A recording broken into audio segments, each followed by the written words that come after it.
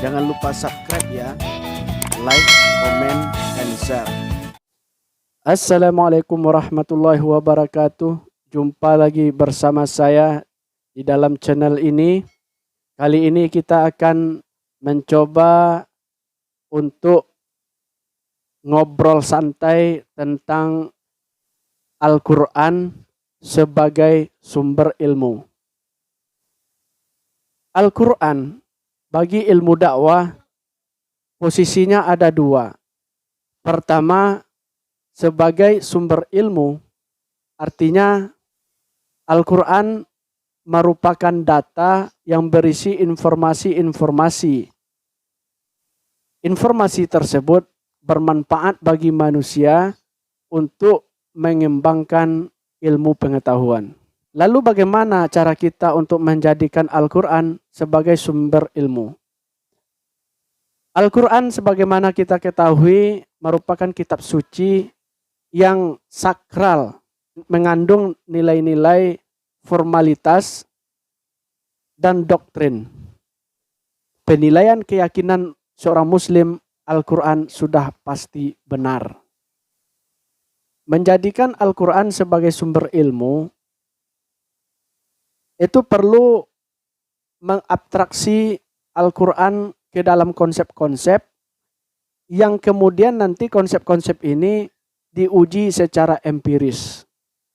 Untuk melakukan objektifikasi terhadap Al-Quran, menurut Prof. Kunto Wijoyo, objektifikasi itu tidak sekedar eksternalisasi. Kalau seorang muslim memahami Al-Quran, maka pemahaman yang lahir dalam diri seorang muslim itu disebut internalisasi. Lalu nilai internalisasi tadi, pemahaman tadi, muncul ke permukaan dalam bentuk perbuatan atau ibadah, itu tahap eksternalisasi. Tahap ini masih dinilai pada sikap keagamaan. Kalau objektifikasi tidak sekedar nilai keagamaan, tidak sekedar eksternalisasi, namun maju setingkat lebih tinggi, yaitu meletakkan Al-Quran sebagai objek secara rasional dan juga nilai. Sehingga konsep-konsep yang dilahirkan dari Al-Quran itu bagi seorang non-muslim tidak terasa bahwa itu adalah sebetulnya dari Al-Quran. Nah, inilah caranya untuk menjadikan Al-Quran sebagai sumber ilmu. Jadi menempatkan Al-Quran itu sebagai data dan informasi-informasi. Kalaupun dilakukan pengujian dan hasil pengujian itu mungkin bagi seorang peneliti tidak sesuai dengan apa yang dikatakan di dalam Al-Quran, kita tidak boleh secara gegabah mengatakan bahwa informasi yang dibawa oleh Al-Quran itu salah.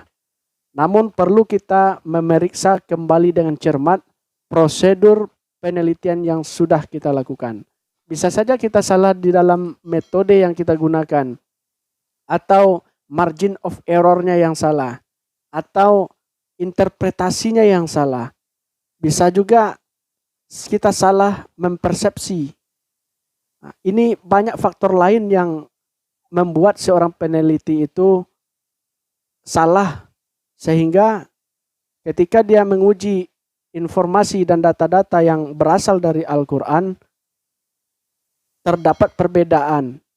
Dan perbedaan itu sebetulnya harus diperiksa secara berulang, di manakah letak kesalahan. Misalkan bahwa satu gagasan yang diabstraksi dari Al-Quran, fazakir inna fa'atiz zikra.